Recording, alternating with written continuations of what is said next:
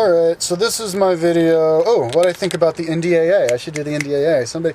Two people have asked me that, and so now I'm finally going to do it. Whew. Glad I finally remembered. Okay, what do I think about the NDAA, the National Defense Authorization Act? Okay, I did a screen capture of it, so I looked at it. You can look at it on the Library of Congress. It's about 58 pages, at least I think. The way that they have it set up is really confusing because they have all these different, like, 901, and then if you click on 1022, which I guess is the controversial one that mentions indefinite detainment and execution, then it shows all the ones below it. So I didn't actually figure out how long it was, but it's huge. It's really big. Lots of explanation, and if you wanted to really talk about it, you'd have to read the whole thing and decipher it. And oh my God, am I not interested in that? But I did have me a ganders at that little clause, and I did analyze it. It's on the video. You can see it after I'm done talking here. And then I looked at it with comparing it to the Fifth Amendment, which is what they say it violates. And the Fifth Amendment does say that that we cannot detain or execute American citizens without a trial or jury. Duh! That law has been in place forever. Isn't that what the Magna Carta was about in 1215? That was so that the king couldn't do stuff unless he went to and got approval from the parliament, from all the other dukes and stuff. But then they had trials. I remember watching the Tudors, and they had trials for people all the time. Anyway, that's in our Constitution. It's the Fifth Amendment. But then they have the second clause, which goes, except in times of war. Which I guess makes sense, because if you're in a war, like World War II, and they capture the enemy, and they gotta put the enemy combatant in a little cell until the war's over. You can't let him go, because then he gets thrown back in circulation and shoots back at you. But other than that, you can't be executing people. But that's what that's what the Fifth Amendment says. So in order for what people say that law does, they have to declare America a war zone. They have to say that we're at war, which is not what the Founding Fathers had in mind. If that's what the law actually says, that they can actually detain people and execute them, then we're not in that kind of a war zone. What they had in mind was an actual war, fighting. We're not a war zone. We're at peace. But they've actually used that, not the one from 2012. The one from 2012, I think, actually extends to American citizens. I don't know how it's different, though. You can look at it yourself. It's too much freaking writing for me to look at, but they killed Al-Awlaki, who is this dude who's an American citizen. They killed him with a drone, and then they killed his 16-year-old son because they thought he was an accomplice. And he was an American citizen, and they killed him without a trial. So that was, I say that's unconstitutional, because he's an American citizen. They should have given him a trial. They didn't. And so now people are freaked out that normal citizens are going to get screwed like that. I'll include what Ron Paul said about it, but Ron Paul says that that it's for human American citizens too. And I just think we should keep our eye out. Our press should keep an eye out for that stuff. The popular people who talk about that stuff, they should mention it if anything happens like that, and just let everybody else know about it. And if it turns out that Billy Bob Joe got detained because and if you look at the NDAA, it's really vague. It says, somebody who has aided anybody who has aided a terrorist organization will be can be subject to indefinite incarceration without trial, like the exact words, which I say is totally unconstitutional. It's pretty obvious. I showed it right there. I compared the Fifth Amendment with that. Obviously, that's direct violation of the Constitution. But I think we should just keep our eye out. And if somebody, Billy Bob Joe, gets detained, and the Fifth Amendment also says they can't confiscate your stuff without trial too, and they've been doing that with people. They did that with some dude who they confiscated his computer. Yeah, but when that starts happening, we need to start talking about it, and we need to just let everybody know, and then just bring the Constitution up. And just because that law got signed into being doesn't mean that it has to stay in being. If everybody realizes that it's against the Constitution, then you just don't vote Obama in again, obviously, because he signed it, and then get the next president or whoever to just go, oh yeah, sorry, that was unconstitutional, and then to knock it out. We could vote for Ron Paul because he's against that. But yeah, I think at the end of the day, I think we're wasting way too much time and energy about all these terrorists over there. And I'm starting to lean more and more into the idea of like what Alex Jones says is the Al Qaeda is just the CIA, the Al Qaeda, because they're focusing so much on it, it's starting to smell a little bit fishy. I mean, it took just a handful of guys, 19 guys with box cutters, to hijack planes. And I don't understand how they could have hijacked the plane anyway, because those doors had locks on them. And if they didn't, they should have. And so because of that, we're going to get all of our feathers all in a ruffle like that, attack two countries, make this law, talk about how we're always getting we just got the terrorists over there and the presidential speech when we spend 20% of our budget on the military.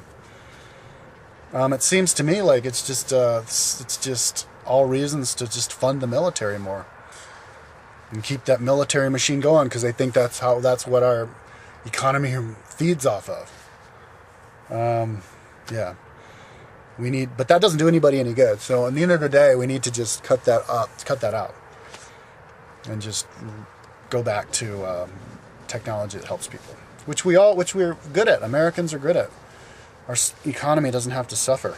And if our economy does suffer, we just stop aiding other countries and we focus on ourselves and retool our economy. But yeah, I do not support the NDAA. Okay.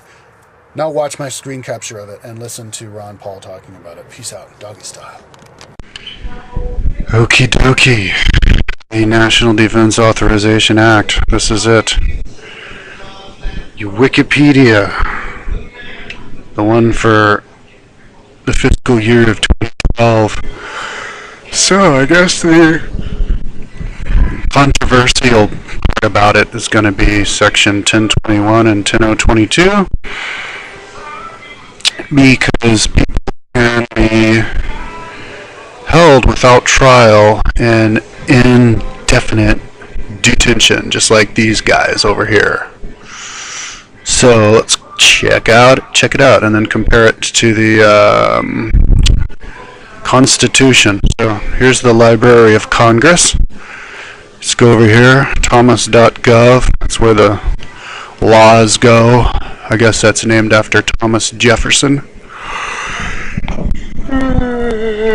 Excuse me. Now, I was really curious to see if President Obama had anything to say about that. And, well, this loads. Oh, here we are. And so I went to the White House site, or YouTube page, NDAA. And see if he said anything about it. And yeah, that. And he said nothing about it. See, look. Weekly address from Obama. He's talking all kinds of. Oh, just a second. I gotta unmute this. Here we go. Okay, so he's like. Happy and healthy New Year. The last year has been a time of great challenge both to Al Qaeda and made America more secure. We stood by our friends and allies. And what kind of world we want our children and grandchildren to grow up in? As president, I promise to do everything I can So it's just more and more and more of that bullshit where he's not really saying anything. I watched this, dude. He doesn't say anything about why he passed or what he passed. So, whatever. More bullshit. And if you look at the list of videos, it's all about going to NASCAR and I guess hanging out with Meryl Streep and some kind of bullshit about that and Hanukkah, yada yada, a whole bunch of bullshit. We don't actually get him to hear him talk about it because we didn't vote in a transparentist. We voted in a Democrat. So anyways, let's check it out. Where was that? Here we are. So, text of the legislation. Let's have a ganders and compare it to the Constitution. Now, while this loads, it's kind of slow. Let's check out the Constitution, dude. And I have that on my website, on Bibles, because the Constitution is our Bible. The U.S. Constitution. Here, we'll go back to the bill. So this is the bill. Let's see. Yeah, we want the one that they passed. The one that's up there and that got signed in today. And, yeah, it's thinking. So while that goes, let's go back to the Constitution. So here's the Constitution. So it's supposed to be against the Fifth Amendment, trial and punishment, compensation for takings. So the Fifth Amendment says, no person shall be held to answer for a capital or otherwise infamous crime unless on a presentment or indictment of a grand jury. Okay. Except in cases arising in the land or naval forces or in the militia when in actual service in time of war or public danger.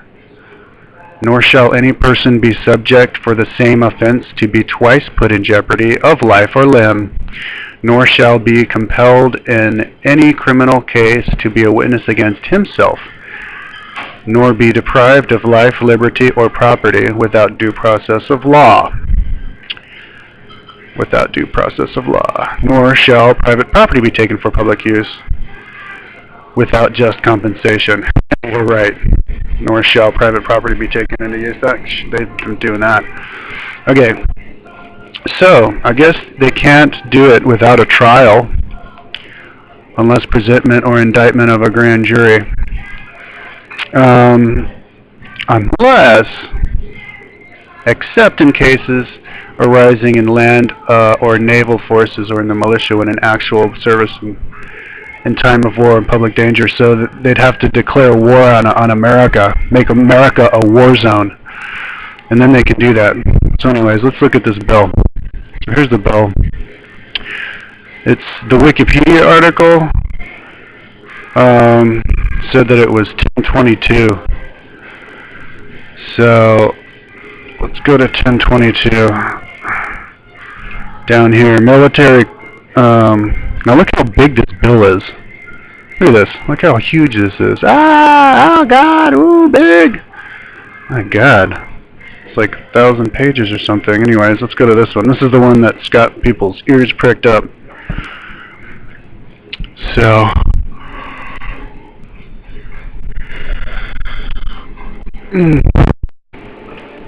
Let that load for a second. My computer's kind of slow. Here we go.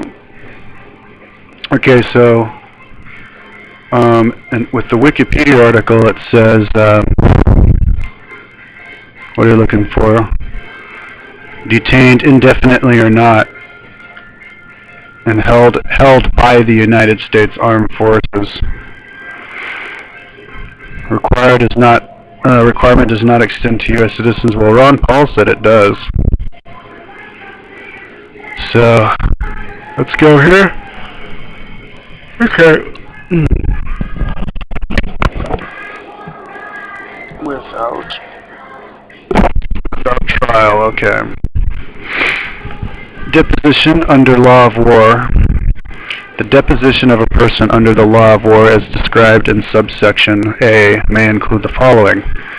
Detention under the law of war without trial until the end of hostilities authorized by the authorization to use of military force.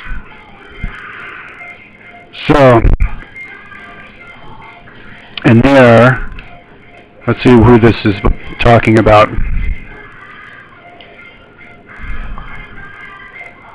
So, a person who planned, authorized, committed, or aided the terrorist attacks that happened in September 11th, or harbored those responsible, or a person who was a part or substantially supported Al-Qaeda, Taliban, associated forces that are engaged in hostilities against the United States or its coalition partners, including any person who has connected a belligerent act or has directly supported such hostilities in aid of such enemy forces.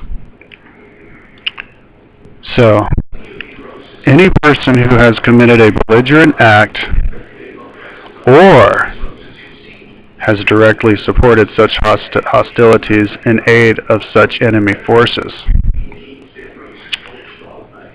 gets to be detention under the law of war without trial until the end of hostilities authorized by the authorization for use of military force. No person shall be held answered for capital otherwise infamous crime unless on a presentment of indictment of a grand jury. So, I guess the thing to do now is to find in here where it says that they have declared America a war zone. That would be the only necessary, that would be the only reason to actually write this thing in the first place, which is like 400 pages, just this section of it.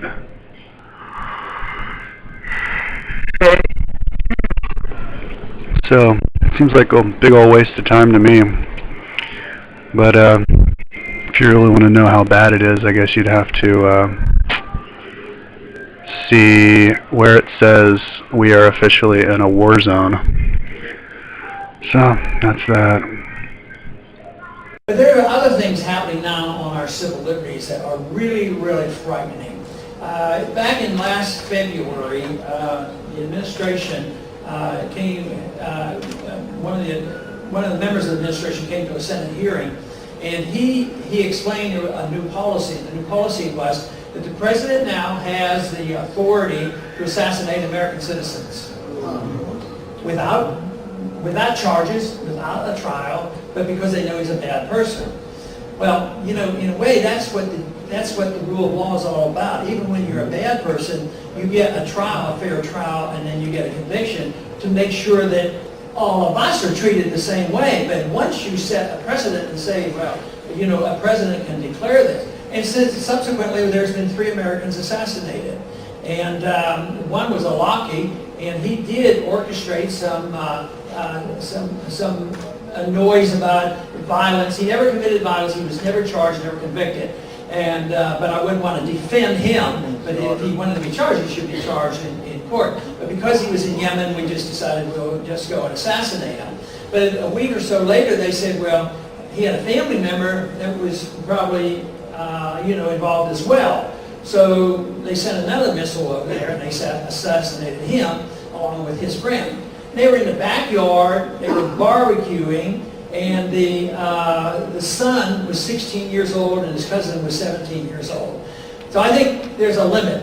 And that's only 3 people, but that's a precedent, and that's not good. That's a bad sign.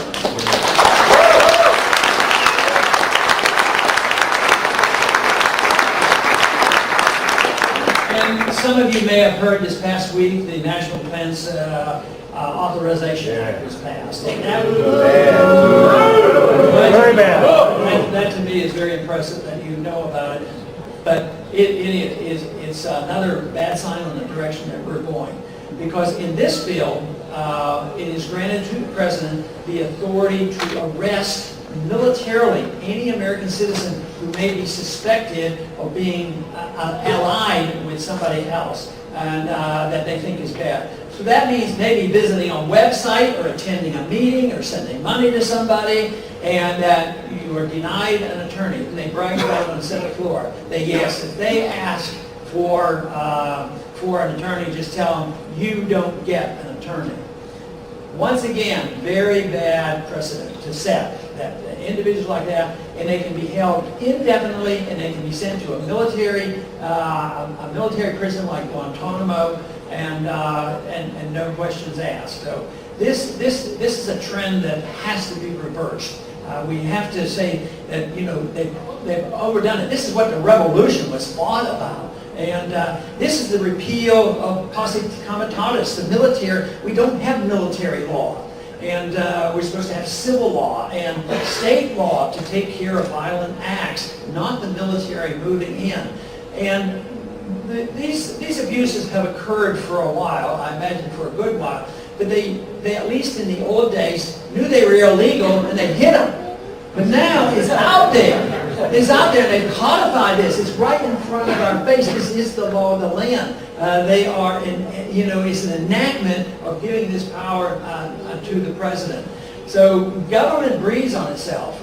If you grant too much government decision making and go into war, if you give government too much decision making on how your money is going to be spent and they have to take care of you, it breeds this, and civil liberties are undermined. The essence of a free society is really the understanding of civil liberties. I am very excited about the whole idea of liberty and personal freedom, and for various reasons. One, that's what I want for myself. 1021 of the NDAA conference report does to the Fifth Amendment what the Patriot Act does to the Fourth. The Fifth Amendment is about much more than the right to remain silent in the face of government questioning. It contains very basic and very critical stipulations about the due process of law. The government cannot imprison a person for no reason and with no evidence presented or access to legal counsel. The danger of the NDAA are its alarmingly vague, undefined criteria for who can be indefinitely detained by the U.S. government without trial. It is now no longer limited to members of al-Qaeda or the Taliban, but anyone accused of substantially supporting such groups or associated forces. How closely associated? And what constitutes substantial support? What if it was discovered that someone who committed a terrorist act was once involved with a charity? Or suppose a political candidate? Are all donors of that charity or supporters of that candidate now suspect and subject to indefinite detainment?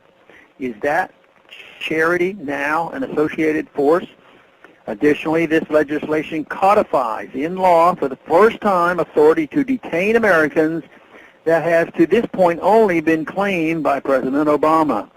According to subsection E of section 1021, quote, nothing in this section shall be construed to affect existing laws or authorities relating to the detention of United States citizens, lawful residents, aliens of the United States, or any other persons who are captured or arrested in the United States, close quote.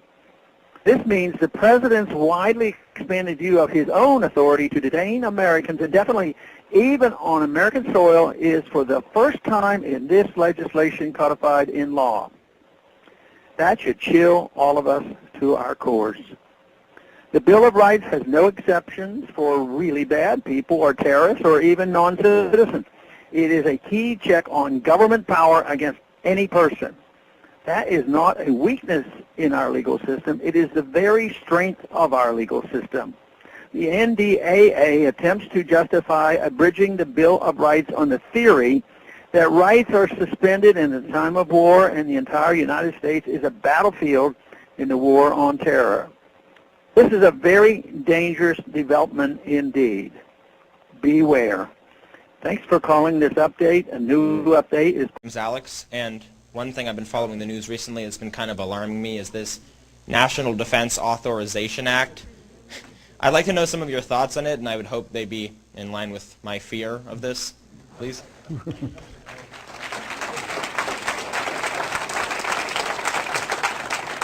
I'm always pleased to get questions like this because my complaint is this stuff goes through and nobody knows about it. So when somebody knows about it, and you know about it, I think that's fantastic. And it's out of self-defense. You better know about it because if you ask me, or they were asking me, or I saw in a paper about what the most important event of the 20th century was, or last year. Last year's the biggest news story. The biggest news story was bin Laden being killed. But I think what you're talking about is a much bigger story and represents a significant change. What he's talking about is the Defense Authorization Act. In the House, they were tinkering with the words that was signed into law after 9/11 to go after Al-Qaeda, people responsible for 9/11. I supported that. But that morphed into going after all terrorists around the world and invading countries. It was gross distortion of that authority. So instead, some of us wanted to eliminate the authority because bin Laden's got done and, they've abused it. But no, instead of that, they put in the House that they added it. They not only had the Al-Qaeda, they added the Taliban. And the Taliban are people not making plans to come here. The Taliban is mainly motivated to keep people out of their country. Matter of fact, our current government right now is starting to talk to the Taliban. So what was changed in the House was said that anybody, it was the Taliban plus associated forces. Associated forces mean that if you happen to visit a website that is controversial, or maybe attended a mosque or something like that, and somebody in that mosque was a bad guy, and you were associated, that you would be, subject to being arrested. But when the Senate got it, they said that they could be arrested by the military and taken in. And some of the senators on the House floor bragged, when we get one of those guys and they ask for a lawyer, just tell them, no lawyer for you. And these are just suspects. And this is on top of last February when the president announced that it's a national policy that the president's allowed to assassinate American citizens without a trial or charges made. And it's happened 3 times already. But people say, well, yeah, but that Al-Awlaki, he was a bad guy. But what about his son, who was 16 years old? He was the second target. Oh, we didn't know he was so young. I mean, this is really, really bad. And it got passed this week. The Senate made it worse. It came back to the House, and there was no chance of stopping it. And the president was anxious to have it. No, that is major. It's very, very dangerous. We've essentially repealed our Bill of Rights, the Patriot Act, which I think should have never been passed.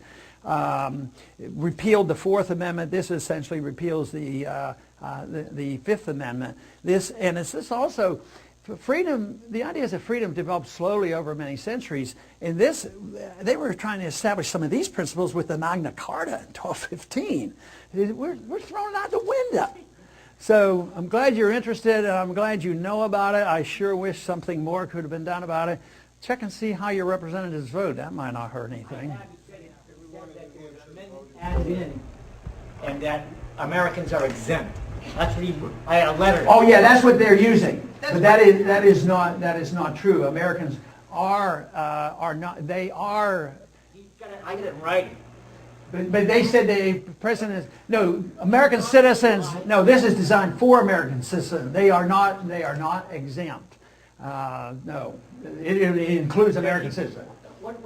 Can Congressman lie?